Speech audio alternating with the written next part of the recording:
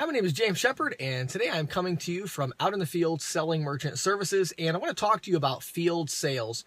One of the things that I have realized as I'm getting back out in the field is that of the two words, field sales, I think that the word sales gets way too much attention. The truth is that the field part of field sales is actually the difficult part, actually getting out in the field. Now, I don't know if you can kind of hear this background noise, but today it is a rainy day. Currently it's like 10:30 in the morning.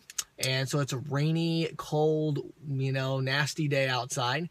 And, I was thinking about some reasons not to get out in the field. One of them being shooting this video, which is holding me up, but that's okay.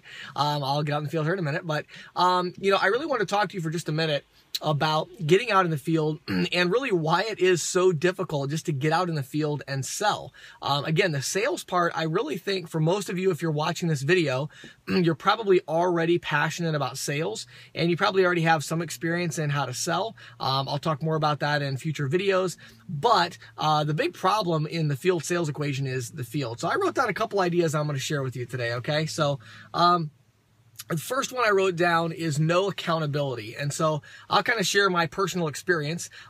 So this morning, my wife, actually, Christina, she's a volunteer teacher at a private school, a private Christian school. We have a scholarship program there. And so my wife volunteers as a teacher. She has her degree in secondary education, and she is very good at it. So she left this morning at like 7:20.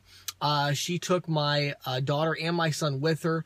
My son was going over to his sitters, and then my daughter, Alana, goes to school at the same school where my wife teaches, and she's in kindergarten. So at about 7:30 in the morning, there was no one at my house. No one knew what I was doing. My business partner wasn't expecting me in at the office today because I'm supposed to be out in the field selling. And so many of you are experiencing that same thing every morning when you wake up. You try to get out in the field, but there's literally no accountability. No one knows what's going on. And I think that's why it's so important to have, a CRM database, to have things that you're doing to track what you're supposed to be doing and make sure that somebody is seeing those things. And so again, in my case, it's nice. I have a business partner that's able to kind of keep tabs, and he's going to see what I'm adding to the marketing platform. But you also need to have some accountability. You need to make sure that your spouse or significant other or a friend or someone that you respect is kind of keeping tabs on you and knows what you're doing. It's very easy in today's world.